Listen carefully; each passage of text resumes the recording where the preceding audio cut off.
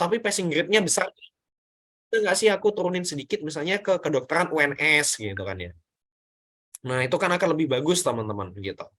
Atau misalnya teman-teman pengen masuk jurusan teknik gitu. Oh, di ITB kok grade-nya terlalu tinggi ya. Bisa nggak sih aku turunin gitu. Nah, kayak gitu. Nah, kemudian kalau teman-teman nyari kampusnya, misalnya nih teman-teman ingin masuk UGM, tapi teman-teman ingin ngambil apply-nya jurusan kedokteran. Nah, itu kan terlalu sulit ya teman-teman ya. Nah, bisa nggak sih aku ganti jurusan kedokteran dengan yang lain, misalnya farmasi, kayak gitu ya. Nah, at least tuh kayak gitu ya teman-teman ya. Jadi teman-teman harus perhatikan, teman-teman ketika mau masuk kuliah, nyari kampusnya atau nyari jurusannya.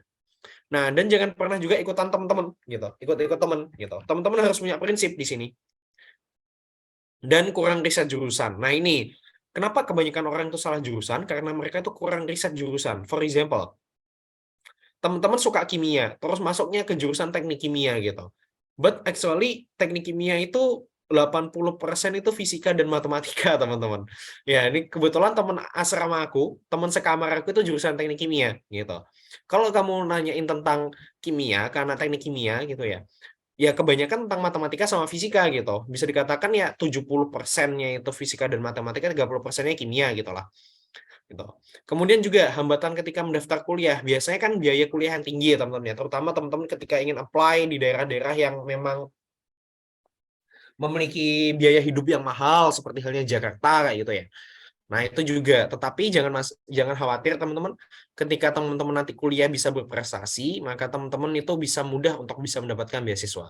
Dan the last but not least adalah susah adaptasi. Nah, banyak dari teman-teman itu yang sudah atau terbiasa dengan zona nyaman kayak gitu ya. Nah, itu usahakan jangan dan hindari zona nyaman tersebut ya teman-teman ya. Karena ingat, kutipan dari Imam Syafi'i. Teman-teman ingat gak kutipan dari Imam Syafi'i seperti apa? Nah, Imam Syafi'i menyatakan bahwasanya kita itu harus berpetualang. Berpetualanglah, kelak akan kau dapati pengganti dari temanmu yang hilang. Berlah-lahlah karena lelahnya hidup terasa setelah lelah berjuang. Nah, dari situ kita diminta untuk bisa berpetualang, teman-teman, gitu. Diminta untuk bisa keluar dari zona nyaman yang kita miliki, gitu. Nah, dengan teman-teman itu bisa keluar dari zona nyaman, maka teman-teman itu diibaratkan seperti halnya singa. Singa ketika mencari mangsa buruan.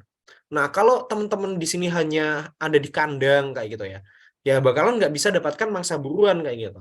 Nah, dengan bisa mendapatkan mangsa buruan tuh gimana gitu? Ya harus keluar dari kandang. Sama dengan teman-teman. Maka dari itu berpetualang teman-teman. Kayak gitu ya. Nah, kayak Mas Ilham sekarang gitu ya. Kuliahnya di Semarang. Mohon maaf. Mas Ilham itu kelahirannya di Jember.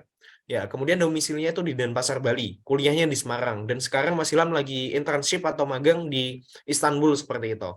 Nah, itu kan juga bisa dikatakan berpetualang ya. Dan Mas Ilham belajar banyak tentang harmoni keberagaman, tentang toleransi gitu. Dan itu semua akan teman-teman dapati kalau teman-teman itu bisa berpetualang. Gitu ya. Oke.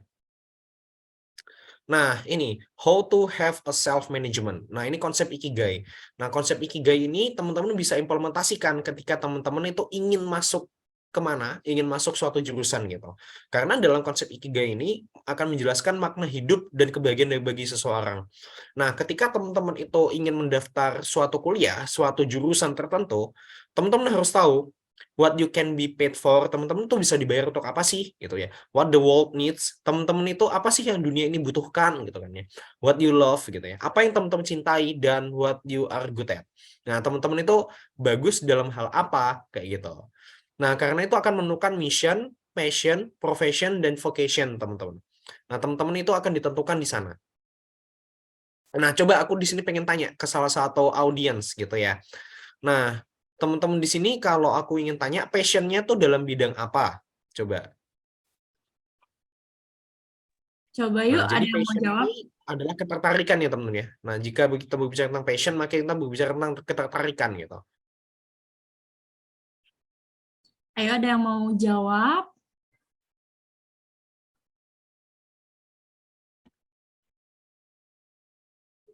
Oke, aku pilih nih ya. Coba dari Kak Adinda, Adinda Aulia.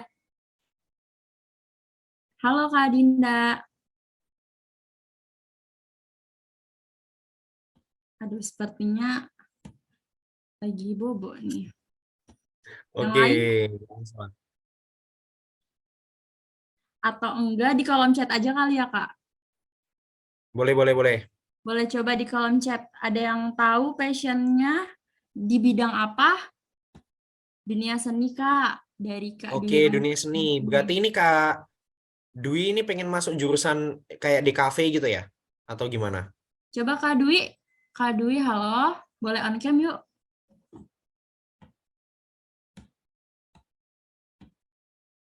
Kak Dwi, halo. Aduh, sepertinya orangnya malu-malu nih. Oke, Kak Dwi bisa on cam nggak Kak atau on mic?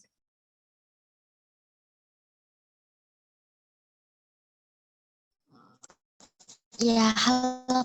Oke.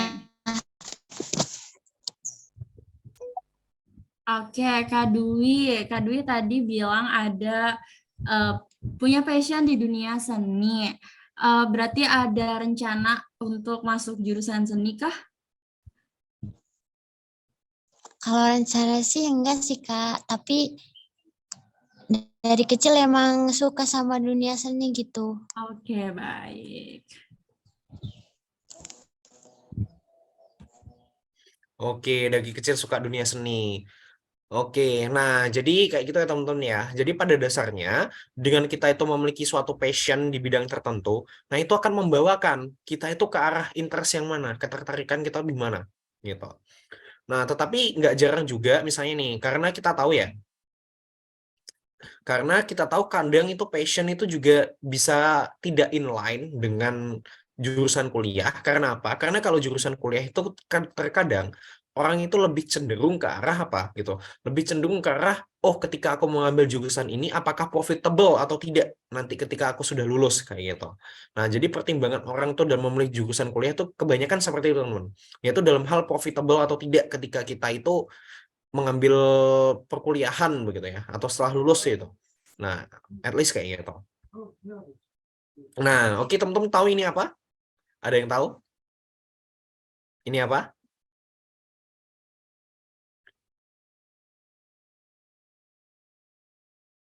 Oke, betul. Ini MBTI ya teman-teman ya. Nah, aku saranin teman-teman di sini tes MBTI juga. Dengan tes MBTI ini teman-teman nanti bisa disarankan gitu ya. Disarankan ya. Teman-teman nanti ambil jurusan apa? Nah, contohnya Mas Ilham itu dapat karakter INTP. INTP itu akan berfokus pada sesuatu yang berkaitan dengan pembicaraan atau debaters gitu.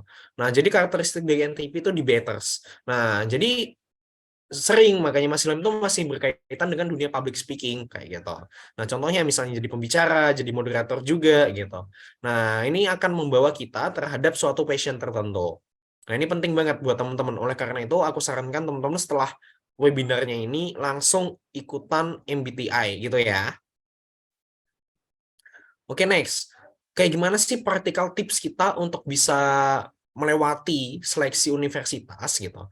Nah, yang pertama kita harus jelas habiskan jatah gagal ya teman-teman ya. Nah, Mas Ilham itu dulu banyak juga gagalnya, kayak ditolak di SNMPTN gitu ya. Kemudian gagal juga di UTUL UGM, kemudian Mas Ilham itu kemarin juga gagal di PKN STAN, bahkan 2 kali Mas Ilham kalau di PKN STAN itu gagal gitu. Nah, jadi habiskan jatah gagal. Karena apa? Kita nggak tahu keberhasilan kita yang keberapa, usaha kita yang mana, doa kita yang kapan, yang akan dikabulkan oleh yang di atas gitu. Kemudian number 2 is increasing your portfolio. Nah, ini ya teman ya. Kalau teman-teman itu bisa berprestasi sejak SMA, maka teman-teman itu akan mudah sekali dapat kuliah. Percaya sama Mas Ilham. Apalagi di sekarang ya, di SNMPTN ya. Aku lupa sekarang SNMPTN namanya apa ya? SNBP kalau nggak salah ya. Betul ya teman-teman ya? Nah, iya Kak, betul. Oke, SNBP ya. Nah, jadi di SNMPTN itu salah satu komponen yang menentukan adalah portfolio, sertifikatnya teman-teman, gitu ya. Nah, bahkan ada kampus tuh jelas menyatakan 50% dari mana, gitu ya. 50%-nya dari penilaian raport gitu. Nah, ketika teman-teman itu bisa memaksimalkan di sini, nah itu akan lebih enak banget. Dan aku sarankan teman-teman memasukkan pada apa? Memasukkan portofolio dari Puspresnas, Pusat Prestasi Nasional. Contohnya lomba OSN gitu ya. Kemudian ada lomba opsi. Nah, itu akan lebih bagus teman-teman karena itu poinnya besar banget dan tanpa perlu validasi karena itu udah jelas penyelenggaranya.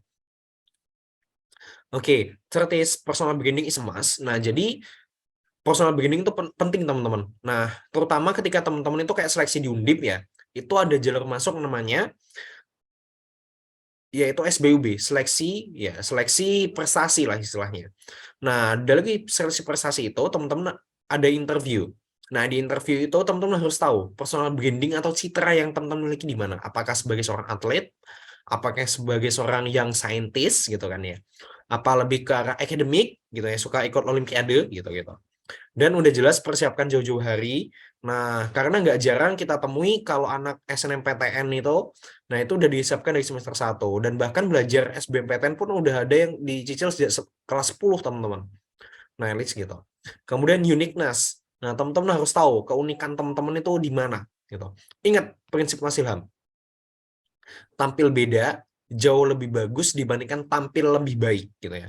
Nah, dengan teman-teman itu bisa beda dengan hal yang positif, maka teman-teman itu akan lebih mudah juga akan masuk ke dalam perguruan tinggi seperti itu. Misalnya dengan menjadi ketua OSIS itu kan ada tuh di IPB tuh jalur ketua OSIS. Dan tentunya yakin dan tanpa keraguan. Karena apa? Karena Allah melihat seseorang itu berdasarkan apa yang dia yakini, gitu ya. Nah, kemudian di sini tips menjemput impian ala Mas Ilham. Oke. Nah, di sini ada 4 I, teman-teman, yaitu istihoroh, istisyarah, istifta, dan istiqomah. Istihoroh adalah bagaimana caranya kita itu bisa memohon petunjuk kepada yang di atas. Nah, jadi ketika teman-teman itu ada hadis yang mengatakan bahwasanya apabila kita sholat duha 4 rakaat gitu ya, maka kebutuhan kita di hari itu akan tercukupi gitu. Nah, tapi terlepas dari itu ketika teman-teman yakin gitu ya, dan teman-teman melakukan hal itu, berarti itu udah bentuk ketaatan teman-teman dengan yang di atas gitu. Kemudian yang kedua ada istisyarah, yaitu meminta petunjuk kepada orang yang lisannya terjaga. Nah, jadi ketika teman-teman nyari jurusan tuh harus sering konsultasi gitu, minta saran kepada orang yang lisannya terjaga gitu. Karena Allah memintakan beberapa berkah itu kepada mereka. Nah, salah satunya gitu ya, salah satunya misalnya kepada orang tua, kepada dosen, kepada guru BK gitu kan ya. Kemudian istifta. Istifta itu meminta petunjuk ya, petunjuk fatwa gitu ya. Tentunya ini kepada ulama. Dan yang keempat tentunya istiqomah. Bisa nggak sih teman-teman itu konsisten terhadap apa yang teman-teman impikan gitu. At least kayak gitu. Oh ya, aku izin sebentar ya Kak Risda ya. Butuh waktunya sekitar 2 menit sebentar ya. Oh iya, baik Kak. Oke, untuk teman-teman peserta sambil menunggu Kak Ilham boleh menyiapkan beberapa pertanyaan ya. Nanti di akhir akan ada diskusi setelah pemaparan dari Kak Ilham.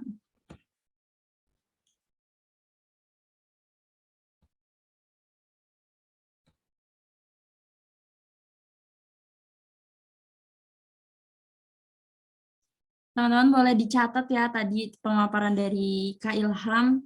Sayang banget kalau nggak dicatat, jadi jangan sampai nggak dicatat. Tuh.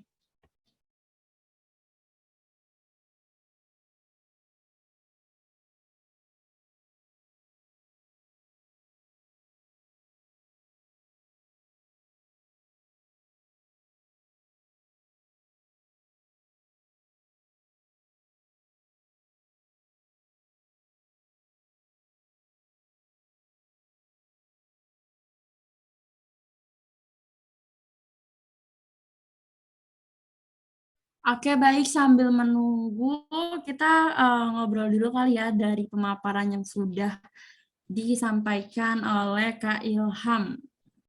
Coba aku mau tanya deh sama teman-teman di sini. Kira-kira teman-teman kampus impian teman-teman apa aja sih? Boleh dong di kolom chat diramein. Yuk, yuk, yuk, yuk. Kampus impian teman-teman apa nih?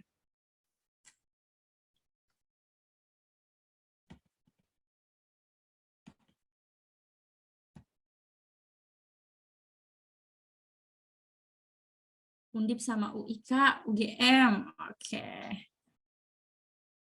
Banyak banget ya ternyata yang di Undip. Jangan lupa ya tadi untuk menjemput impian-impian kalian yang sudah menaruh impian di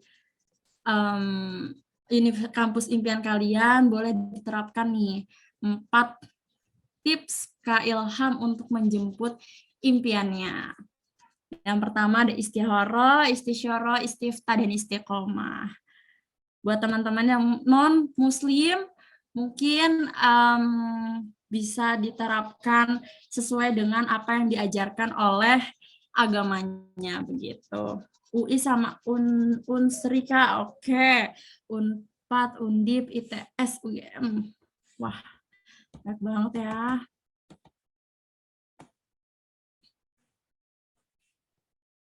UB sama UNER, Kak. Wah.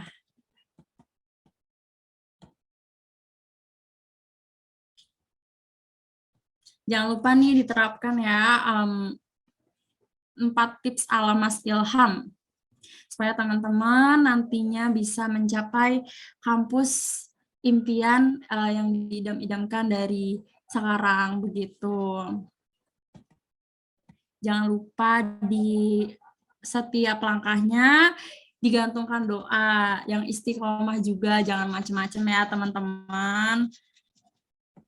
Yang kemarin ada kelas 10 ya yang join di webinar ini, boleh banget dipersiapkan dari sekarang materi-materi yang akan diujikan nanti di untuk seleksi pemilihan perguruan tinggi negeri. Begitu.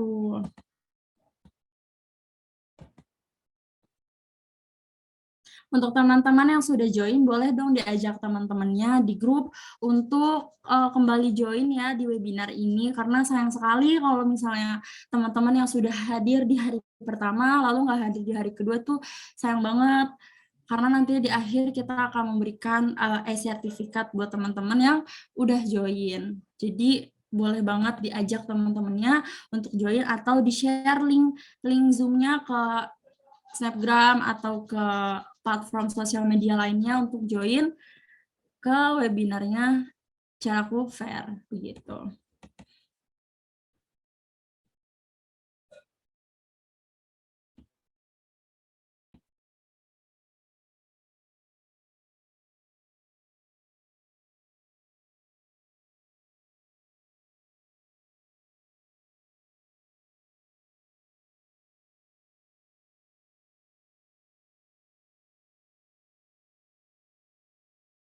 Harvard kah agak impossible, tapi nggak apa-apa, cuma impian. Nggak ada yang impossible kok. Kalau emang benar-benar niat, insya Allah bisa. Panutannya Maudy Ayunda ya?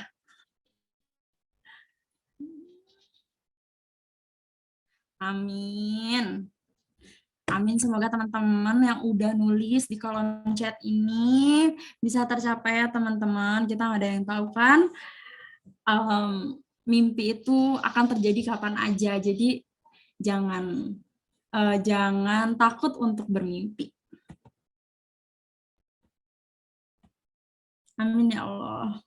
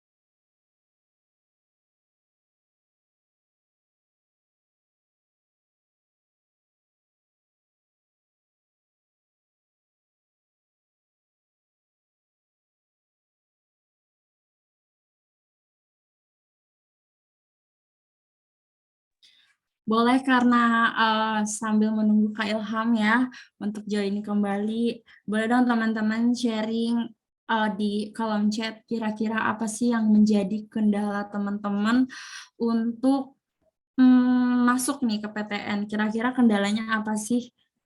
Boleh dong di-sharing ke kolom chatnya. Yuk.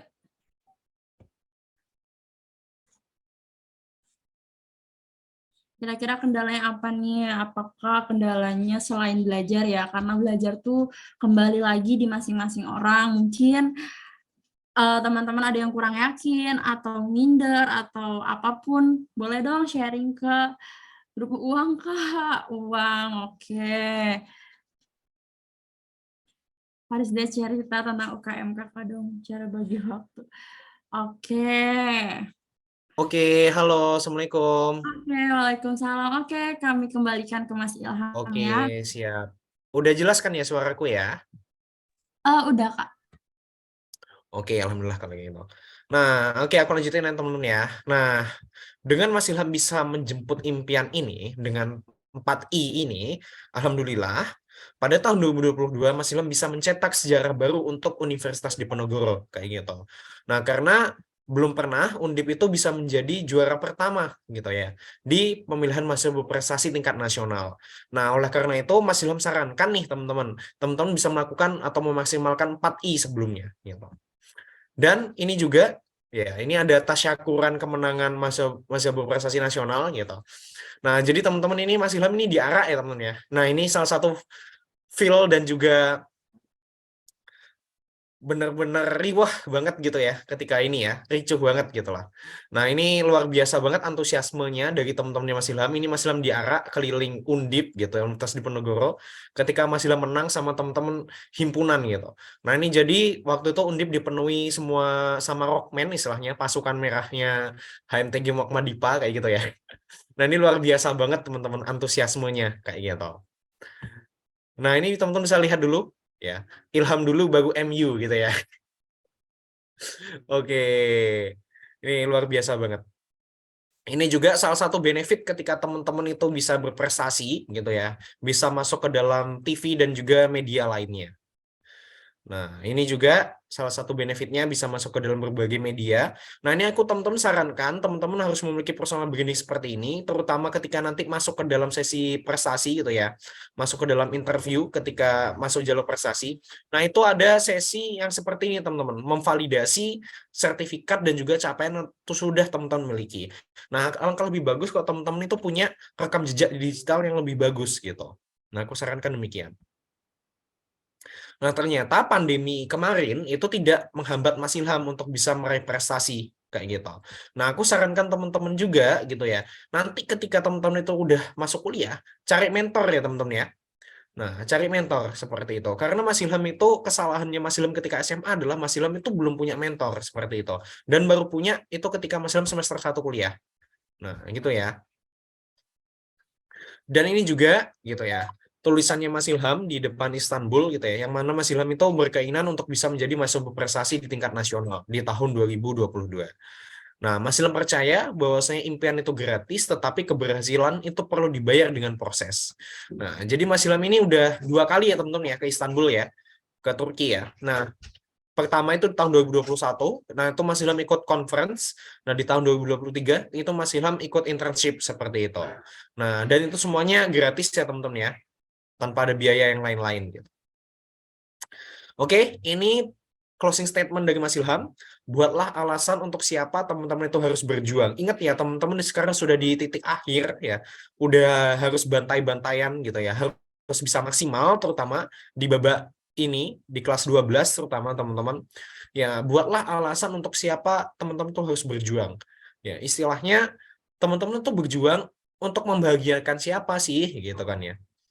Nah, terutama Mas Ilham itu banyak orang di luar sana yang mengatakan bahwasanya oh Mas Ilham itu berasal dari keluarga yang memiliki pendidikan yang tinggi, oh berasal dari ibunya yang memiliki pendidikan yang tinggi. But actually ibu saya pun tidak mengenyam dunia perkuliahan, teman-teman. Nah, tetapi apa yang diberikan oleh ibunya Mas Ilham itu melebihi apa yang Mas Ilham dapatkan ketika Mas Ilham itu berkuliah. Nah, ibunya Mas Ilham banyak sekali mengajarkan tentang nilai-nilai kehidupan, gitu ya. Yang tidak atau bahkan jarang sekali Mas Ilham dapatkan ketika Mas Ilham itu berkuliah. Ibunya Mas Ilham mengajarkan bahwasanya, oh Ilham, dengan capaian kamu yang sebanyak ini, dengan prestasi kamu yang sebanyak ini, kalau kamu tidak bisa giving back to communities, itu tandanya kamu itu gagal. Dari situ Mas Ilham bisa menyimpulkan bahwasanya kesuksesan itu tidak selalu dilihat dari mana kita itu berasal gitu. Tapi kesuksesan adalah di saat mana kita itu ingin grow, kita itu ingin tumbuh, kita tahu bahwasanya oh posisi kedua orang tua kita itu berada di sini dan gimana caranya kita tuh bisa melampaui dari kedua orang tua kita. Dan itulah yang selalu diajarkan oleh ibunya Mas Ilham kepada Mas Ilham, teman-teman. Oke, kalau teman-teman mau ngasih applause, kasih aja ke ibunya Mas Ilham ya, jangan ke Mas Ilhamnya. Karena bisa jadi kesuksesannya Mas Ilham itu usahanya Mas Ilham paling cuma 30 ataupun 20% aja, 80% sisanya atau lebihnya gitu ya. Itu dari mana? Gitu ya. Dari doanya ibunya Mas Ilham di sepertiga malam, dari keringatnya ayahnya Mas Ilham yang bekerja biar anaknya tidak seperti dia dan bahkan bisa melebihi beliau gitu. Nah, jadi seperti itu teman-teman. Teman-teman harus bisa menentukan alasan untuk siapa teman-teman itu harus berjuang seperti itu. Oke, itu aja pemaparan materi dari aku. Semoga bisa memotivasi teman-teman semua. Oke, mohon maaf ya kalau tadi ada kendala kamera dan sebagainya karena di sini memang cuacanya dingin banget, mengembun ya bahkan ya.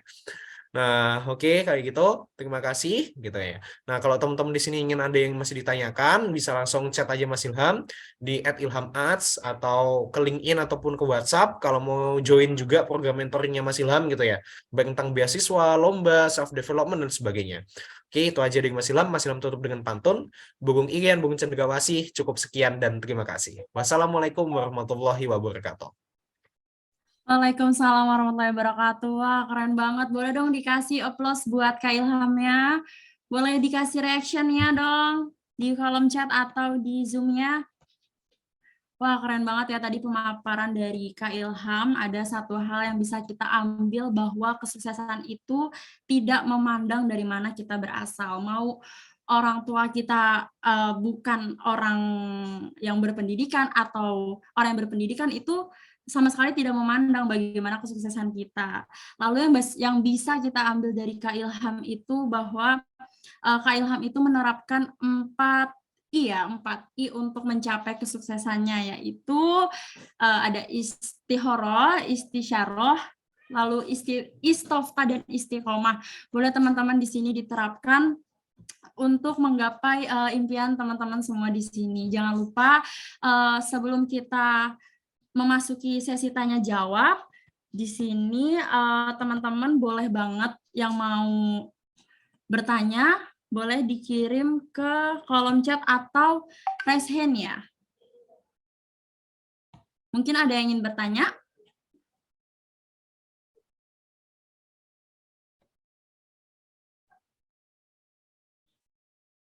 Oke, ada pertanyaan masuk nih Kak dari Kak Rifka. Kak Ilham boleh bagi tips gimana cari mentor? Oke, ini menarik banget. Nah, jadi gimana sih caranya kita itu bisa dapat mentor? Nah, jadi mentor itu nggak dicari, teman-teman. Tapi mentor itu akan teman-teman temukan seiring perjalanannya teman-teman. Gitu ya. Nah, seiring perjalanan teman-teman. Nah, misalnya nih, for example, di sini yang tanya tadi barusan itu Kak Rifka. Nah, misalnya Kak Rifka tuh suka desain gitu. Nah, coba ikut-ikut lomba desain. Nah, nanti seiring berjalannya waktu, Kakak akan ketemu nih sama orang-orang yang handal banget ketika mendesain kayak gitu. Nah, nanti bisa banget tuh gitu ya, bisa banget tuh misalnya dimintain jadi mentor dan sebagainya. Nah, tetapi di luar itu, di samping itu sekarang juga udah banyak banget platformnya yang menyediakan kegiatan mentoring seperti itu. Nah, misalnya kayak Mas Ilham itu jadi mentor di Pondok Inspirasi. Nah, itu salah satu yayasannya dari Paragon. Kemudian Mas Ilham itu juga menjadi mentor nih di PT Global Millennial Group. Itu juga di situ di GMG. Kemudian juga jadi mentor di 1000 Manfaat begitu ya. Nah, itu banyak banget. Nah, bahkan Mas Ilham juga pernah mementorin teman-teman SMA yaitu di 1000manfaat.id. Mereka itu alhamdulillah ya bisa diterima di PTN yang sesuai mereka inginkan kayak gitu. Mereka keterima di Teknik Industri UI. Kemudian ada juga kalau nggak salah itu di ITB gitu. Nah, kayak gitu ya teman-teman ya. Oke, berarti kalau mentor itu nggak dicari ya Kak, tapi seiring berjalannya waktu kita akan menemukan mentor-mentor yang bisa membimbing kita. Nah, apakah Kak Rifka cukup menjawab pertanyaannya? Cukup Kak, oke. Selanjutnya ada pertanyaan dari Kak Fatia Nur dari SMA Masa Depan. Kak, gimana caranya mengelola prioritas kita secara efektif? Oke, bagaimana caranya kita itu bisa mengolah prioritas kita secara efektif? Nah, cara kita bisa mengolah prioritas kita secara efektif adalah dengan apa? Dengan kita membagi mana yang prioritas itu yang paling urgent, ya, yang paling mendesak dan juga yang paling penting, paling important. Nah, kita harus buat kuadrannya, gitu ya. Nah, ini hampir sama dengan matrix management time dari Eisenhower yang membagi waktu yang berdasarkan mana yang mendesak, mana yang tidak, mana yang penting dan mana yang tidak, gitu ya. Nah, jadi aku sarankan dari kakak sendiri, gitu ya. Nah, itu coba, gitu ya. Coba membuat, gitu ya. Coba dibuat dengan cara apa begitu ya? Dengan cara kita lihat skala prioritas kita mana yang paling urgent, yang paling mendesak yang mana, dan yang paling penting itu yang mana gitu. Dan pastikan teman-teman juga harus bisa berkata tidak kepada orang lain selagi itu memang tidak inline dan teman-teman itu tidak bisa menghandle-nya gitu ya. Jangan terlalu berfokus terhadap dan juga memenuhi ekspektasi dari orang lain terhadap diri sendiri seperti itu ya. Nah, itu juga penting itu untuk mengelola prioritas kita gitu ya. Oke, baik. Gimana Kak Fatia? Apakah cukup menjawab?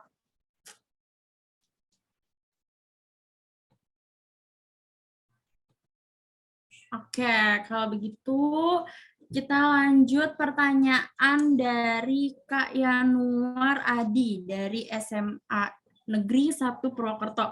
Salam kenal Kak Ilham, kakak keren banget dan aku bisa kayak kakak ya, amin. Izin Amin. tanya Kak, kan kakak tadi bilang kalau kakak salah jurusan nih. Nah, kira-kira kalau itu terjadi sama aku, nanti gimana sih cara jalaninnya kayak Kak Ilham walaupun salah jurusan? Oke. Nah, jadi bisa dikatakan meskipun Mas Ilham tuh salah jurusan ya. Salah jurusan yang Mas Ilham maksud tuh lebih ke arah Mas Ilham tuh nggak dapetin pilihan pertamanya Mas Ilham, lebih tepatnya kayak gitu. Nah, tetapi dengan bidang keilmuan ini di teknik geologi itu Mas Ilham masih suka juga. Gitu ya teman-teman ya. Nah, jadi masih suka juga gitu istilahnya. Nah, tapi Mas Ilham katakan salah jurusan karena Mas Ilham itu tidak bisa mendapatkan pilihan pertamanya Mas Ilham kayak gitu. Nah, tetapi kalau teman-teman di sini memang benar-benar salah jurusan gitu ya, nggak masalah. Kenapa demikian gitu? Nah, jadi sekarang di program Kampus Merdeka, teman-teman malah dituntut untuk bisa multidisiplin ilmu teman-teman, tidak hanya memiliki satu bidang keilmuan yang ahli gitu. Nah, jadi teman-teman di sini diminta untuk bisa mengimplementasikan T-shape teori, yaitu teman-teman itu punya spesifikasi pada bidang keilmuannya teman-teman, tetapi juga bisa menjadi seorang generalis dengan mengimplementasikan bidang keilmuan yang lain. Nah, dan itulah yang diminta oleh Mas Menteri kita Nadiem Makarim seperti itu. Nah, jadi katakanlah ya, misalnya 5 tahun ke depan jurusan HI itu udah nggak ada lowongan pekerjaan lagi, misalnya kayak gitu. Nah, tetapi karena Kak Risda ini bisa memiliki banyak skill, banyak disiplin keilmuan gitu ya. Nah, jadi Kak Risda gampang nih dapat kerja kayak gitu. Kayak gitu ya teman-teman ya. Karena sekarang itu kalau menurut Mas Ilham untuk pekerjaan yang penting adalah ke arah skill yang teman-teman miliki, dan itu nggak cuman harus teman-teman bisa dapatkan dari kuliah, bisa juga dari bootcamp, dari pelatihan kayak gitu. Nah, kecuali teman-teman di sini modelnya sekolahnya sekolah profesi kayak kedokteran. Nah, itu memang udah jelas ketika teman-teman lulus dari situ ya jadi dokter kayak gitu. Oke, baik. Terima kasih, Kak Ilham. Berarti kalau kita emang salah jurusan tuh, maksud dari Kak Yanuar tuh berarti jalanin aja gitu ya, Kak? Cara jalanin pas salah jurusan tuh gimana sih, Kak? Waktu kita kuliah, mungkin maksudnya Kak Yanuar tuh mungkin dia awalnya misalnya pengen komunikasi, ternyata dia diterimanya di HI tuh, Kak. Gimana tuh, Kak? Kan itu sangat Oke, berkesinambungan gitu. oke kayak gini. Ini sepengalaman aku dan juga teman-temanku gitu ya. Nah, jadi misalnya nih kamu itu udah diterima di kuliah gitu ya di situ. Nah, coba kamu jalanin dulu at least 1 semester atau 2 semester. Nah, tetapi kalau kamu ngerasa kamu masih nggak cocok banget, nggak apa-apa kamu nyoba lagi nggak apa-apa gitu. Kalau sarannya dari Mas Ilham, nyoba lagi nggak apa-apa gitu. Nah, tetapi akan lebih bagus kayak gitu teman-teman. Katakanlah teman-teman itu nggak keterima di tahun depannya lagi ketika teman-teman tuh benar-benar udah nggak suka banget sama jurusan itu ya katakanlah gitu. Nah, tapi at least teman-teman di sini udah kuliah gitu.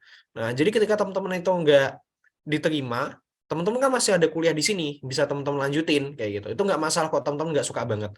Tapi kok teman-teman itu salah jurusan kayak Mas Ilham katakan tadi gitu ya. Nah, teman-teman bisa ikutan kegiatan bootcamp dan sebagainya yang masih inline dengan bidang keilmuan teman-teman. Karena sekarang tuh ketika kuliah tuh banyak course-nya. Ya kecuali yang kayak aku katakan tadi gitu, yang berkaitan dengan sekolah keprofesian. Misalnya teman-teman itu cita-citanya jadi dokter gitu, kuliahnya di ilmu hukum gitu. Ya itu nggak bisa teman-teman. Karena kedokteran itu kan sekolah profesi kayak gitu kan. Nah, jadi kalau lulus ya bakalan jadi dokter bukan jadi yang lainnya gitu. Oke, cukup menjawab ya. Berarti Kak Yanuar ini bisa mengikuti boot-boot yang sesuai dengan kemampuan Kak Yanuar nih. Jikalau nantinya Kak Yanuar salah ambil jurusan dan ternyata udah mungkin Betul. semester akhir Nah, ini atau contohnya juga pertama. kemarin itu temenku ada mentiku ya, bahkan ya mentiku, anak bimbing Hmm. anakku. Dia tuh jurusan kedokteran, tapi dia tuh suka banget sama IT. Nah, jadi ikut pelatihan-pelatihan kayak machine learning kayak gitu. Oke. Aku juga gitu sih, Kak. Aku tuh sebenarnya nggak suka HI. Cuma aku masuk HI nih. Cuma aku jujur aku suka di komunikasi. Jadi ya aku mengikuti beberapa UKM kampus yang berhubungan kayak sama komunikasi gitu, kayak public speaking, terus mungkin reporter atau news anchor, pokoknya yang berhubungan sama apa yang jadi passion kita gitu sih, Kak. Oke, apakah Kak Yanuar cukup menjawab? Oke, terima kasih Kak. Selanjutnya kita dari atas ya teman-teman. Dari Kak Ibrah Yahya dari SMA Negeri 1 Kertosono. Kak izin bertanya bagaimana ya Kak caranya agar kita bisa diskusi dengan orang tua yang tidak sepihak dengan kampus dan prodi yang akan kita pilih nantinya. Oke, sebentar. Aku baca lagi ya. Bagaimana caranya kayak kita bisa diskusi dengan orang tua yang tidak sepihak dengan kampus. Nah, kalau dari aku kayak gini teman-teman. Teman-teman langsung aja ketika komunikasi sama orang tua gitu ya, teman-teman florkan aja. Teman-teman itu udah punya visi atau belum. Karena apa? Terkadang ketika orang tua itu nggak support dan sebagainya, itu karena teman-teman itu nggak punya pandangan ke depannya mau ngapain gitu. Bener nggak? Misalnya nih, aku pengen masuk jurusan kedokteran, tapi teman-teman nggak tahu nanti setelah lulus kuliah tuh kayak gimana. Sedangkan orang tua itu kan lebih berpengalaman teman-teman dibandingkan teman-teman semua. Dia udah tahu ketika teman-teman itu ambil kayak gini nanti bakalan kayak gimana peluang ke depannya. Nah, jadi itu yang harus teman-teman turutin kayak gitu sih. Nah, jadi ketika teman-teman itu ngobrol dengan orang tua, dengan pihak kampus dan sebagainya, itu langsung bisa aja face to face tuh nggak apa-apa. Misalnya dengan resmi, misalnya dengan surat undangan kayak gitu ya. Nanti ngobrol sama BK dan sebagainya itu nggak apa-apa. Itu pernah terjadi juga di SMA, itu di temannya Mas Ilham ya, bukan Mas Ilham ya. Nah, jadi bersurat seperti itu, langsung diskusi kayak gitu ya. Nah, itu bisa banget kayak gitu. Oke, baik. Tapi Kak, kalau misalnya kita sudah punya visi dan misi nih, lalu udah bicara face to face dengan orang tua dan segala upaya udah kita lakukan, dan ternyata tetap orang tua kita nggak setuju apa yang kita telah pilih gitu. Itu solusinya, kira-kira kita akan melanjutkan dengan apa yang kita mau, ataukah kita menuruti orang tua kita, Kak, yang mungkin jurusan yang dipilih dari orang tua kita tuh benar-benar jauh banget dari passion kita. Gimana tuh, Kak? Oke, kalau dari aku kayak gini. Untuk pilihan satu, aku ambil pilihan sesuai dengan keinginan orang tua. Pilihan kedua, baru sesuai dengan keinginanku. Kayak gitu ya. Gitu, teman-teman. Apalagi di SNMPTN itu kan nggak cuma satu pilihan doang, kan. Bisa lebih dari satu, kan dua lah at least. Nah, jadi ambil aja sesuai dengan minatnya teman-teman. Itu yang pertama itu pilihannya orang tua, barulah pilihannya teman-teman. Kayak gitu. Itu kan fair itu kalau kayak gitu. Oke. Apakah cukup menjawab Kak Ibrah Yahya? Oke, lanjut saja. Kita lanjut ya pertanyaan dari Kak Dwi Rahayu Ningsih. Kak izin bertanya, kalau misal kita linjur, bagaimana cara kita agar meyakinkan diri sendiri kalau kita bisa ada di jurusan yang akan kita ambil itu? Oke, Seperti gimana Kak? Bisa tolong pertanyaan diulangin? tadi. Oke, aku ulang ya Kak. Sebentar. Kak izin bertanya, kalau misal kita linjur, bagaimana cara kita agar meyakinkan diri sendiri kalau kita tuh bisa ada di jurusan yang kita ambil, tapi linjur gitu Kak. Oke, nah ini terjadi juga di mentinya Mas Ilham. Dia itu IPA gitu ya, tapi ambil manajemen dan sekarang keterima di kuliah di manajemen Undip kayak gitu. Nah, tetapi apa? Ternyata dia ketika kuliah IP-nya bagus. Kayak gitu teman-teman. Padahal dia itu awal-awal tuh cerita ke Mas Ilham kan, dia tuh kan konsultasi Mas Ilham gitu ya. Nah, dia tuh konsultasi, oh Mas Ilham, aku kok rasanya berat ya di akuntansi kayak gitu. Tapi IP-nya bagus, teman-teman. Dan berprestasi dibanding teman-temannya. Itu karena apa? Karena yang penting dalam dunia perkuliahan, terlepas dari teman-teman lintas jurusan apa enggak, yang paling penting adalah critical thinking dan juga problem solving yang teman-teman miliki. Misalnya nih, teman-teman jago matematika.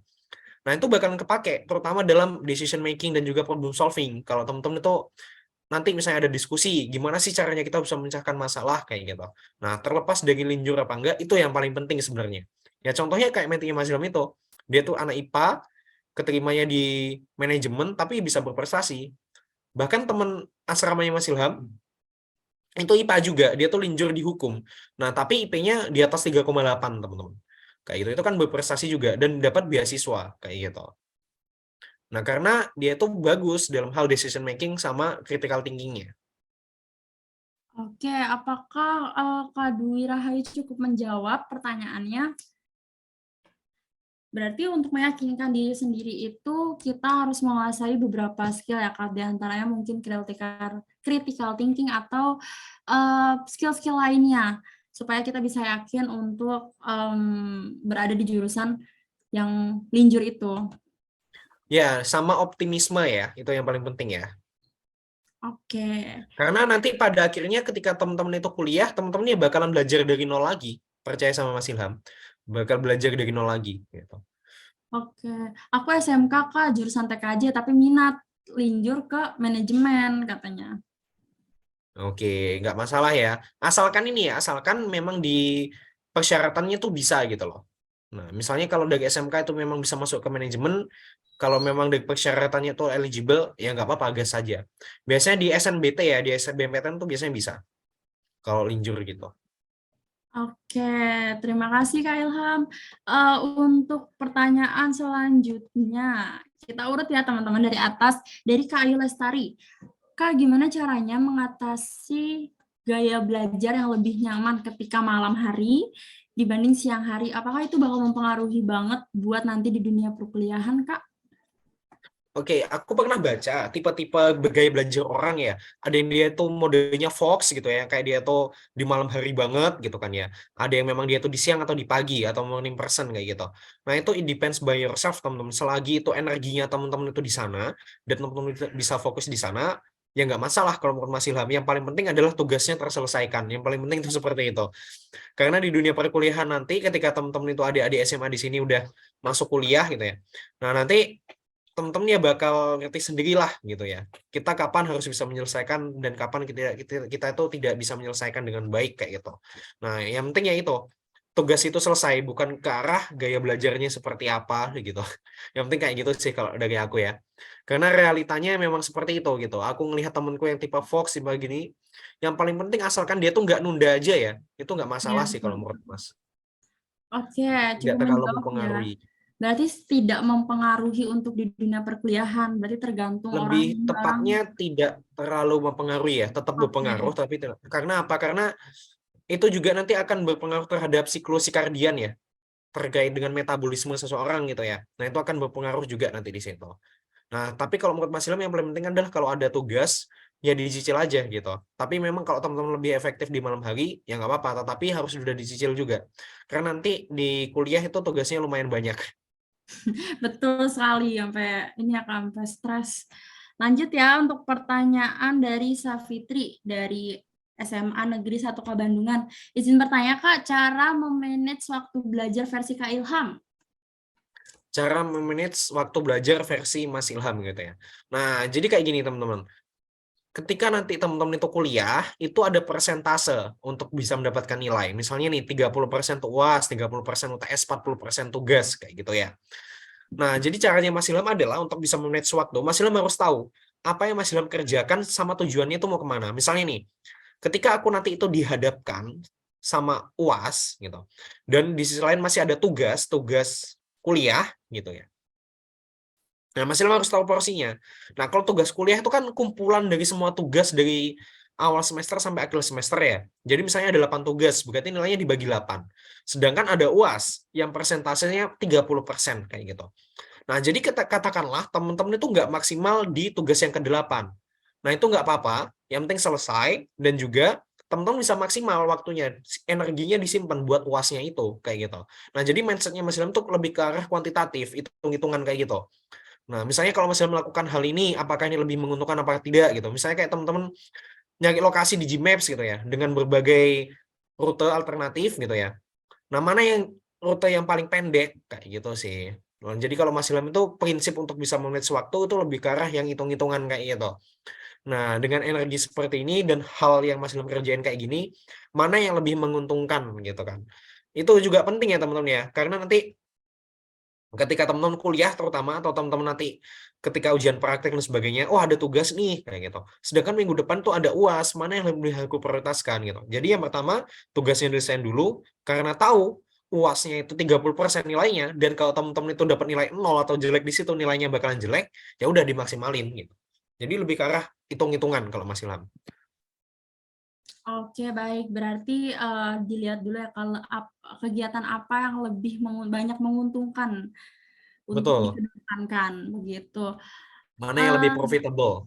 Betul sekali. Oke, lanjut kita ke pertanyaan dari Kak Yanuar lagi nih, Kak, bertanya lagi. Apa yang Kakak sesali atau belum pernah dilakuin, tapi Kakak merasa itu harus dilakuin di semester sebelumnya, misal dari kegiatan atau mungkin lainnya?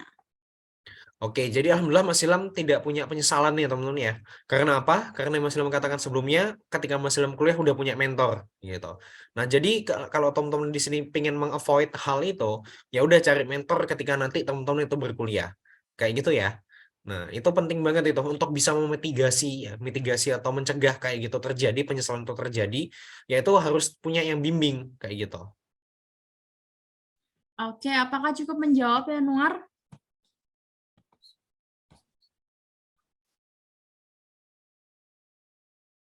Oke, baik. Lanjut kita ke pertanyaan selanjutnya ya, Kak. Ada pertanyaan dari Fahri. Izin bertanya, Kak, bagaimana cara supaya nggak menunda-nunda pekerjaan? Wah, tim Oke, magang caranya biar kayaknya. kita itu nggak nunda-nunda pekerjaan ya. Ketahuilah kalau pekerjaan itu ditunda nanti akan semakin menumpuk teman-teman. Karena kita nggak tahu ya ke depannya itu apa yang terjadi gitu teman. Nah, jadi kita itu cuma tahu past dan juga present. Apa yang terjadi di masa lalu yang udah kita lewatin dan juga apa yang terjadi di saat ini. Kita nggak tahu future-nya itu kayak gimana gitu ya. Ingat ya, kita harus tahu past, present dan juga future. Nah, future itu kita nggak tahu kayak gimana bakalan terjadi. Nah, jadi selagi itu masih ada kegiatan di past dan juga di present, maka selesaikanlah dengan baik sebelum sesuatu yang di future itu datang kayak gitu. Itu mungkin sip dari aku. Oke, berarti perlu diketahui nih pas sama future-nya tuh apa ya. Betul. Oke, Exactly. kita lanjut ke pertanyaan selanjutnya ya, Kak. Ada pertanyaan dari Kak Dinda Aulia nih. Izin bertanya, Kak, gimana caranya kita meningkatkan konsentrasi otak dengan mudah dan efektif ketika belajar? Oke, ini menarik banget pertanyaannya dari Kak Adinda. Nah, caranya kita meningkatkan konsentrasi otak dengan mudah dan efektif, caranya gimana? Kita harus tahu learning methodnya kita kayak gimana, gaya belajarnya kita kayak gimana. Apakah lebih ke auditori, apakah lebih ke arah audio visual, apa lebih ke arah motorik, seperti itu ya. Nah, kita harus tahu gaya belajarnya kita seperti apa, karena ada orang yang belajar itu sambil dengerin lagu, ada yang orang belajar itu harus tenang banget, gitu kan. Ada yang orang belajar itu harus sambil gerak, kayak gitu. Nah, kita harus tahu learning methodnya seperti apa. Nah, dengan kita tahu learning methodnya kita kayak gimana, itu akan bisa memudahkan kita untuk bisa meningkatkan konsentrasi otak dan lebih mudah belajar. Kayak gitu ya. Oke, cukup menjawab ya. Selanjutnya ada pertanyaan dari Fahri nih, Kak. Izin bertanya, Kak, hal apa yang harus dihindari saat kuliah? Oke, hal apa sih Mas Ilham yang harus dihindari pada saat kuliah? Mungkin ini ya, mungkin punya pacar teman sekelas kali ya. Enggak ya, teman-teman ya, Cinlok ya, bercanda Kak, ya. cinlok. Oke, punya pacar teman sekelas ya. Oke, enggak teman-teman. Nah, jadi hal apa yang harus dihindari ketika kuliah? Teman-teman satu, teman-teman tidak memaksimalkan relasi dan juga kakak tingkat. Nah, itu teman-teman tuh harus maksimalkan karena itu sangat berpengaruh juga ketika kerja. Yang kedua, harus dekat sama dosen, jangan sampai nggak dekat sama dosen. Ketika teman-teman dekat sama dosen, bakal dapat banyak project. Nah, dan juga bisa dapat kesempatan untuk keluar negeri secara gratis dengan ikut konferensi, seperti itu. Dan yang kemudian yang ketiga, teman-teman yang harus dihindari pada saat kuliah, yaitu tidak memikirkan after kampus gitu ya. Nah, jadi ketika teman-teman itu kuliah harus pahami juga, mikirkan juga after kampus ke depannya gimana. Nah, ketika aku sudah lulus, apakah lebih aku ke arah entrepreneur, apa lebih ke arah profesional, atau lebih ke arah akademik, kayak gitu. Nah, itu teman-teman harus paham. Oke, apakah cukup menjawab Kak Fahri? Poin pentingnya adalah tidak boleh punya pacar sekelas ya, Kak. Nggak boleh Gak. ketemu, nanti nggak konsentrasi. Oke, kita lanjut bertanya nih, Kak. Ada pertanyaan dari Kak Aldi. Izin bertanya, Kak, awal bangun personal branding tuh gimana sih? Ada cara dan tipsnya nggak dari Kak Ilham?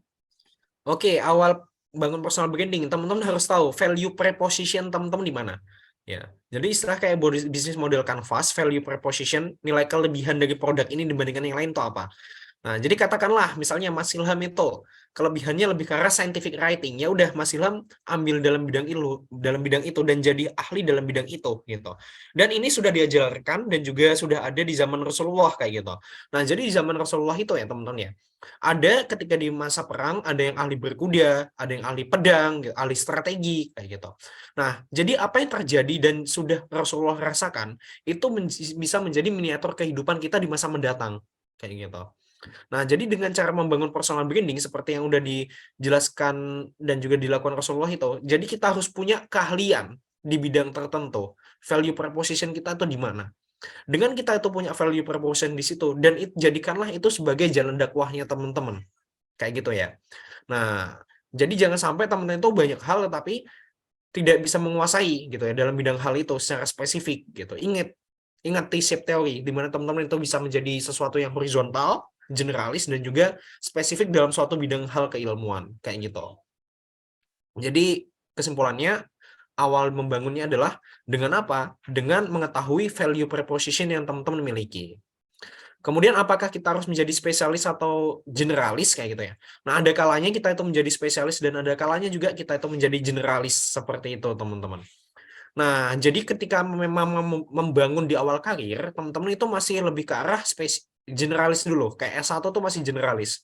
Tapi nanti ketika teman-teman itu sudah setingkat seperti guru besar, profesor gitu ya, nah itu akan sudah bisa menjadi spesialis kayaknya. Jadi Oke, kalau di awal-awal itu memang lebih ke arah generalis, tetapi harus spesialis ketika teman-teman itu udah menentukan teman-teman tuh hebatnya dalam bidang apa. Kayak gitu ya. Makanya ketika kuliah gitu, nanti ada nih kayak dosen yang dia tuh misalnya kayak dosen geologi ya. Geologi itu kan teknik geologi kan banyak ya bidang keilmuannya ya. Contohnya ada yang lebih fokus ke das ya, lebih fokus ke hydro, lebih fokus ke infrastructure, lebih fokus ke oil and gas, ke mining gitu ya. Nah, nanti ada dosen yang fokusnya ke mining, oil and gas dan sebagainya. Ada spesifikasinya tertentu gitu. Sama kayak di teknik kimia, ada yang dia tuh fokus di green energy, ada yang fokus di membran gitu kan ya. Ada yang difokus ke water treatment kayak gitu. Nah, jadi kayak gitu teman-teman. Ketika udah semakin tinggi gitu ya. Nah, itu nanti harus semakin spesialis gitu. Oke, baik. Cukup menjawab ya untuk pertanyaan dari Kak Aldi. Ada pertanyaan ini, Kak. Oh, jadi harus jadi spesialis ya, Kak, daripada generalis.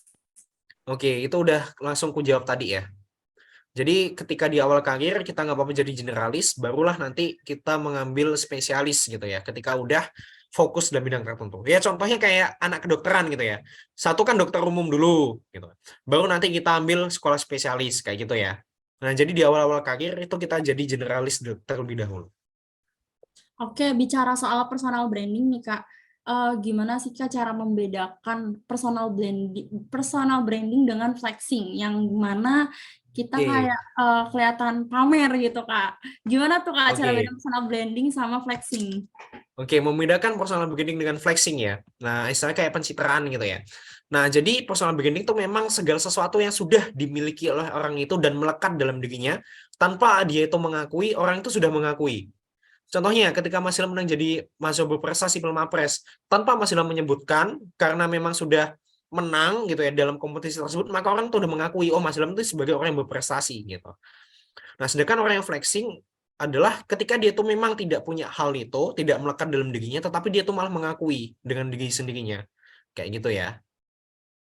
Oke, tapi kalau misalnya kita kan personal branding juga harus branding di sosial media ya, Kak. Nah, itu tuh gimana sih, Kak, maksudnya biar kita tuh mau membangun personal branding tanpa terlihat flexing, itu gimana tuh, Kak? Oke, jadi kalau teman-teman itu memang memilikinya gitu ya, teman-teman itu memang memilikinya, misalnya teman-teman tuh jago scientific writing ya, memang memilikinya ya nggak apa-apa. Kecuali contohnya kayak gini, teman-teman itu ngatakan kalau teman-teman tuh hafiz Quran 30 juz, tapi padahal teman-teman cuman hafalnya juz 30 aja gitu. Nah, itu kan salah satu hal yang flexing gitu. Nah, selagi teman-teman itu memang punya gitu ya, keahliannya di situ, katakanlah teman-teman itu kuliah di Harvard gitu ya. Teman-teman ya udah bangun citra aku kuliah di Harvard gimana, gaya belajarku kayak gimana. Nah, itu kan teman-teman memang punya di situ gitu. Kalau nggak punya, baru teman-teman katakan sebagai flexing. Oke, baik. Cukup menjawab sih, Kak. Oke, lanjut ya. Ada pertanyaan dari Kak, Kak Dinda. Kak Dinda Aulia. Kak, izin bertanya lagi nih, gimana kita mengungkapkan dua pendapat yang berbeda dalam sesi diskusi atau pengambilan keputusan? Oke, gimana Kak? Eh, Gimana kita mengungkapkan dua pendapat yang berbeda dalam sesi diskusi atau pengambilan keputusan? Oke, gimana caranya kita itu bisa Nyampein dua pendapat. ya nyampein dua pendapat ya dalam sesi diskusi ataupun pengambilan keputusan. Nah, jadi kayak gini teman-teman. Nah, di dalam forum kita itu tidak bisa memaksakan kehendak kita, tapi kita tuh juga bisa memflorkan apa yang kita miliki. Contohnya, teman-teman tuh punya just in case teman-teman tuh punya opinion about A statement, kemudian juga punya B statement kayak gitu ya. Ya udah teman-teman pilih terlebih dahulu di A dan juga di B statement seperti itu, apakah dan mana yang diterima oleh forum, mana yang tidak kayak gitu ya. Jadi teman-teman langsung florkan aja dan nanti keputusannya itu ada di forum teman-teman. Nggak bisa teman-teman memaksakan kehendak kedua-duanya itu harus diterima atau tidak kayak gitu ya. Oke, baik. Untuk Kak Dinda, apakah cukup menjawab? Kita lanjut ke pertanyaan selanjutnya ya, Kak, dari Safitri nih, dari SMA Negeri 1 K Bandungan. Kak, izin bertanya lagi, apa sih, Kak, hal yang perlu diperhatikan dalam memilih universitas? Oke, hal apa yang harus diperhatikan dalam universitas? Yang pertama adalah biaya hidupnya di sana gimana, lifestyle-nya itu kayak gimana. Terus yang kedua adalah di universitas tersebut akreditasinya kayak gimana. Terus yang ketiga, jurusanmu itu ada atau enggak di universitas tersebut. Dan kemudian apakah jurusannya itu udah mendukung atau tidak dalam hal akreditasi kayak gitu ya. Terus rekam jejak alumninya kayak apa. Nah, jadi 4 itu. Pertama tentang lifestyle dan juga gaya hidup dan juga biaya hidup gitu ya. Kedua, tentang akreditasi di jurusan dan universitasnya itu kayak gimana. Karena ini penting ya teman-teman ya. Contohnya ketika teman-teman itu ingin lanjut spesialis, maka spesialis dokter ya. Nah, maka akreditasi dari jurusan kedokteran itu minimal B, at least kayak gitu. Nah, jadi yang kedua itu akreditasi. Terus yang ketiga, rekam jejak alumninya. Nah, ini lumayan penting ini, rekam jejak alumninya. Nah, karena ini nanti yang bakal membantu teman-teman ketika sudah lulus kuliah, gitu ya. Oke, semoga menjawab ya, Safitri. Selanjutnya ada pertanyaan dari Kak Adinda lagi nih, Kak. Izin bertanya, tips and trick Kak Ilham agar kita mampu public speaking di depan banyak orang tanpa gugup atau terbata-bata. Oke, tips public speaking. Ya, jadi pada dasarnya public speaking itu, teman-teman untuk bisa menghindari terbata-bata, teman-teman harus tahu tekniknya. Ya, seperti the power of pause. The power of pause adalah suatu teknik yang mana teman-teman tuh sengaja untuk berhenti dengan tujuan apa? Dengan tujuan agar audiens itu mengetahui ya, apa yang teman-teman jelaskan sebelumnya dan bisa memaknai apa yang akan teman-teman katakan kayak gitu. Nah, jadi kebanyakan orang itu gugup, terbata dan sebagainya karena dia itu tidak menguasai the power of pause kayak gitu. Jadi itu langsung ngomong nerocos tanpa adanya pause kayak gitu. Nah, itu juga penting gitu ya. Nah, jadi kamu harus menguasai the power of pause kayak gitu. Dan ini nggak masalah, ya namanya public speaking itu learn by doing. For example, Mas Ilham itu ya in fact-nya in case-nya juga di tahun 2020 itu ketika mengikuti lomba itu dihujat, ya, bukan dihujat sih, lebih ke kritik gitu ya, oleh salah satu judges Dewan Juri di perlombaan karena public speaking-nya Mas Ilham masih kurang bagus gitu dalam hal artikulasi, tempo dan sebagainya. Nah, tetapi karena Mas Ilham tuh sering ngisi seminar gitu ya, sering ikut lomba, sering presentasi, nah itu akan lebih bagus dengan sendirinya kayak gitu. Oke, bicara soal public speaking ya Kak, tadi Kak Ilham bilang untuk mengatasi hal tersebut kita bisa menerapkan the power of pause. Tapi terkadang ya Kak, kita sebagai public speaker udah ngomong nih Kak, kita kadang hal yang bikin faktor yang bikin kita nyerocos itu kan biar nggak lupa ya Kak. Nah itu tuh gimana tuh kan kalau misalnya kita pakai menerapkan the power of pause, tuh ntar ngeblank itu adakah tips dari Kak Ilham Oke, untuk kalau menurut mengatasi aku hal tersebut? justru the power of pause tuh nggak bikin ngeblank. Justru dengan the power of pause tuh kita bisa ambil jeda untuk memikirkan apa yang kita omongkan kayak gitu.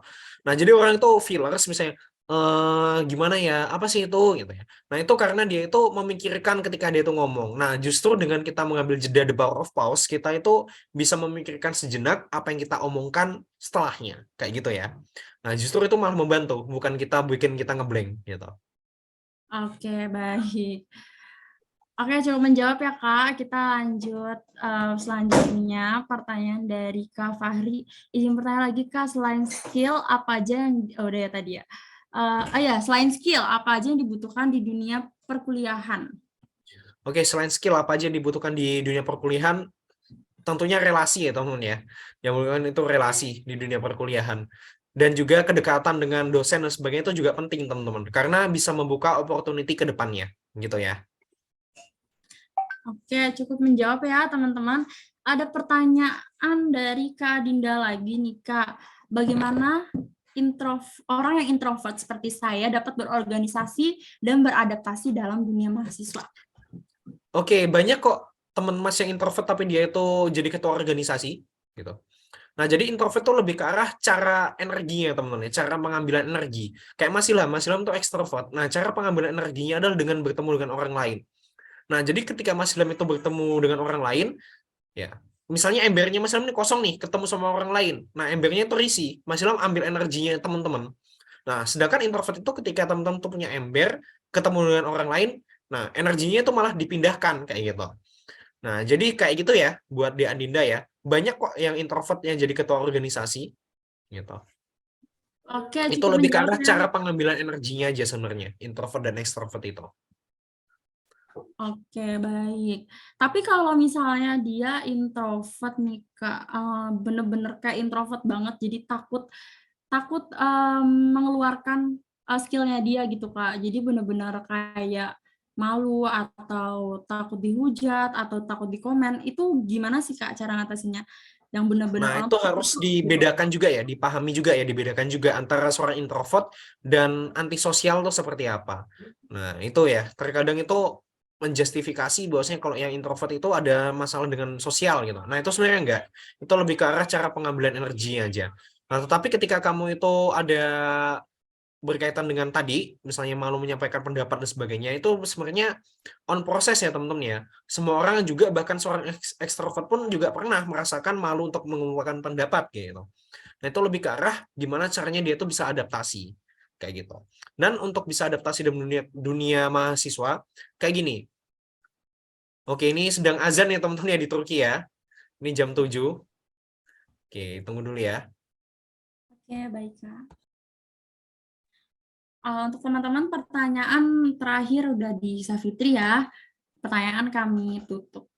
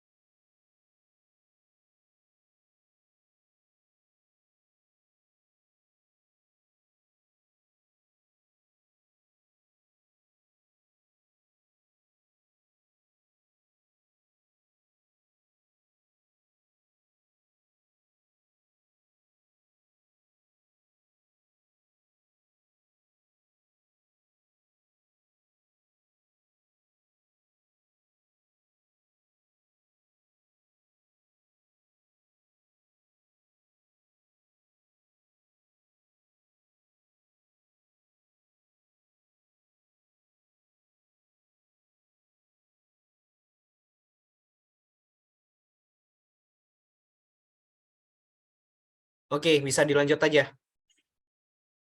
Oke, mungkin sampai Kak Sapitri ya. Nanti kalau ada pertanyaan lagi bisa move ke WA-nya Mas Ilham aja atau ke Instagram ya, karena berhubung di sini udah subuh gitu.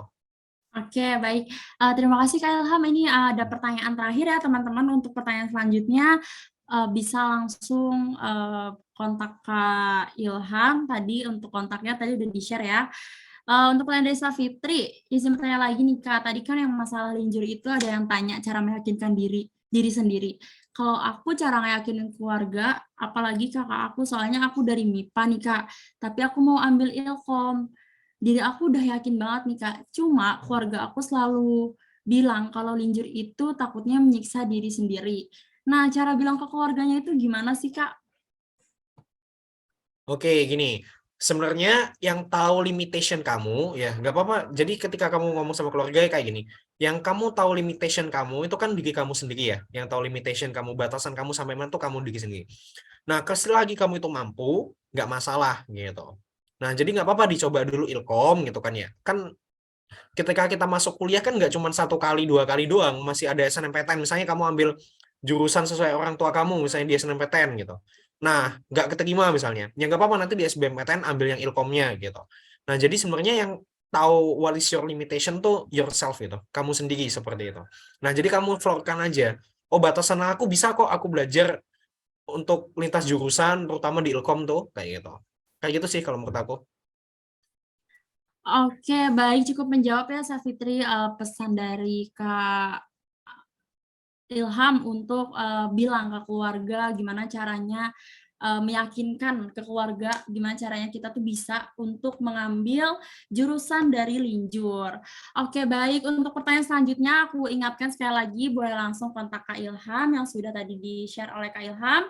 Dan kesimpulan dari pemaparan materi yang Kak Ilham ambil tadi bahwa banyak sekali cara mencapai kesuksesan itu tidak hanya dari satu bidang atau lainnya, dan yang paling penting poin utamanya adalah menerapkan 4I ya, berdoa, menggantungkan segala keinginannya kepada Allah, karena kalau misalnya kita bergantung kepada Allah, insya Allah semua akan dilancarkan.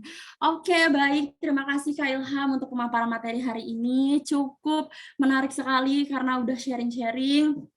Terima kasih juga buat teman-teman yang udah bertanya. Semoga pemaparan materi yang sudah disampaikan oleh Kak Ilham ini cukup menjadi bekal untuk teman-teman yang ingin melanjutkan ke perguruan tinggi negeri. Oke, sebelum aku akhiri nih Kak, boleh dong Kak kasih pesan ke teman-teman semua di sini yang para pejuang PTN nih Kak, gimana caranya supaya mereka tuh yakin?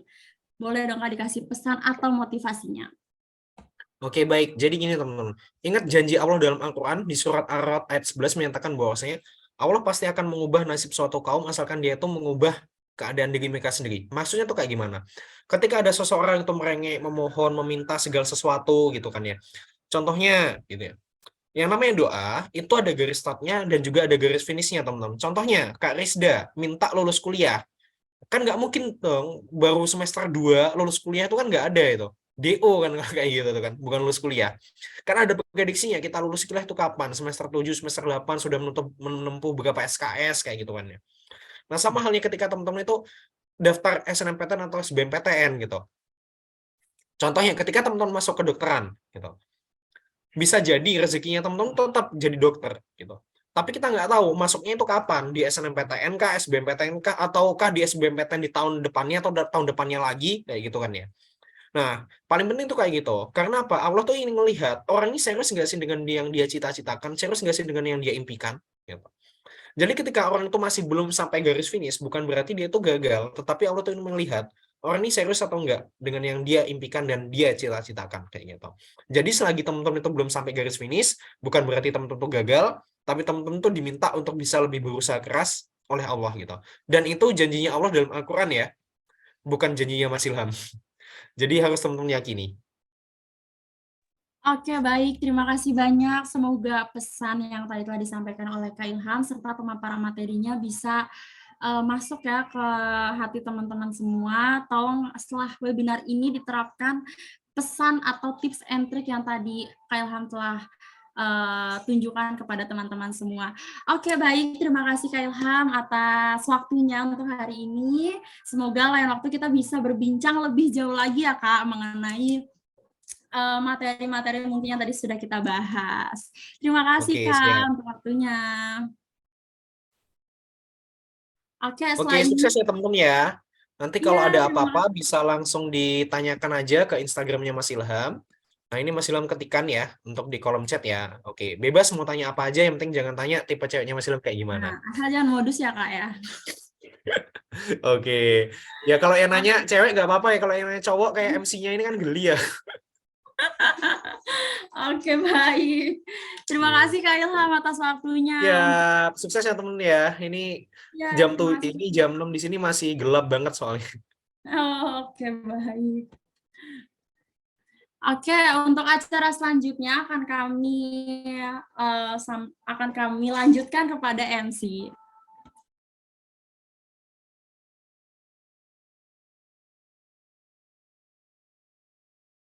Oke, Kak Ais, luar biasa Kak Ais.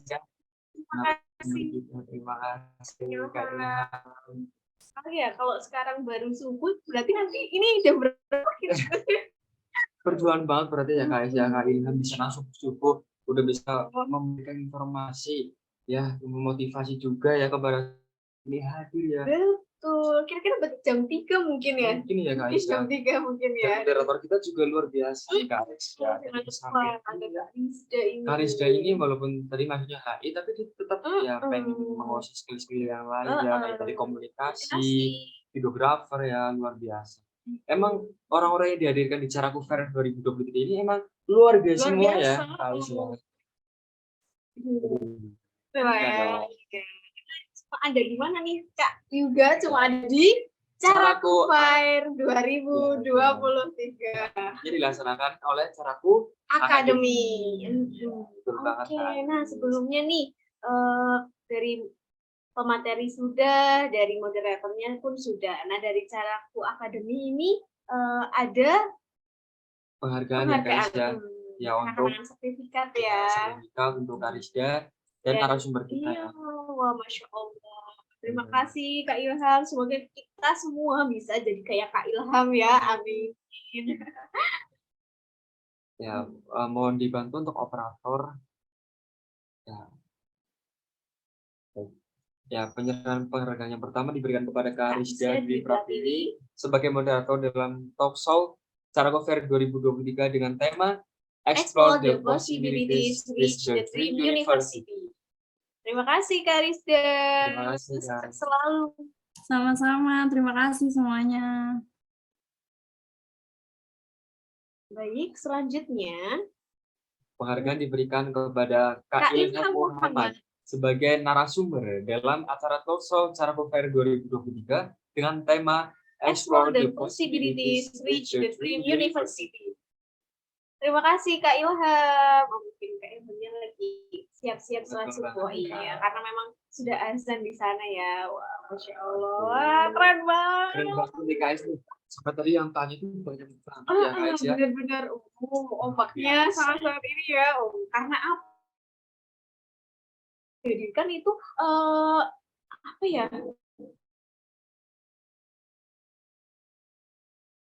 Dapat semuanya pokoknya Betul lengkap banget. banget. Mulai dari cara masuknya Kak Ilham nih ke UD perjuangan gimana sampai gimana nih Kak Ilham waktu berproses di UD sampai jadi ini ya. Iya. Jadi mahasiswa berprestasi. Coba bayangin sih kawan, kita dapat 1, 2, 3 aja udah alhamdulillah ya, seneng banget. Apalagi ini lebih dari 50. Saya bayangin aja ini gimana ya cara dapetinnya ya. Jadi kita udah belajar bareng nih guys. Kita tinggal refresh lagi pikiran kita dengan cara kita main games nih guys nih. Kemarin ini pemenangnya itu dari Madinah kemarin. Ini nih siapa ya? Oke, sebelumnya ini kayak kemarin nih kita persiapkan dua device ya. Dua device. Nanti kita masuk. Hari ini kita mau ada game apa nih Kak Yuga? Oke, jadi game hari ini adalah influencer dan coba istilah juga nih, Bang, istilah. Jadi nanti teman-teman peserta silakan ya bisa diklik dulu link game yang sudah disediakan oleh panitia di kolom chat nih.